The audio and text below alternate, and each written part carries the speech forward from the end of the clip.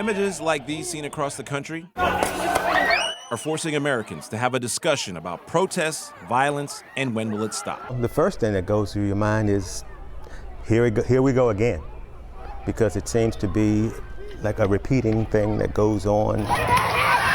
But for black parents like Timothy Mallory, it only serves as a reminder of making sure he has the talk with his son, Timothy Mallory II, a graduating senior at Hermitage High School. Your driver's license, registration, proof of insurance. The talk we're referring to is about how to interact if stopped by police. You know why I stopped you?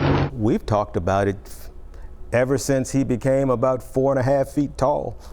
So it's been years now. It's going to be the same conversation over and over until I get it, though, to get it fully in my head and able to go out in the world and do that. Mallory is the president of the Concerned Black Men of Richmond, which is an organization that serves to provide positive role models and mentors to the youth from 5th to 12th grade in the city. Right before the pandemic hit, Mallory took his mentees on a field trip to the Richmond Police Academy for an activity trip they called What to Do When Stopped by the Police. Life and death situations crop up all the time. It's just a matter of you having the tools that are necessary, and that's what we're trying to give these young boys that we have. The mentees participated in role-playing scenarios that included how to properly react when officers approach the vehicle. Grab something, they're going to think you have a weapon in the car. So that's why it's important to always have your hands on the wheel. The cops are always going to tell you, let me see your hands. So make sure, little things like that, just to make sure that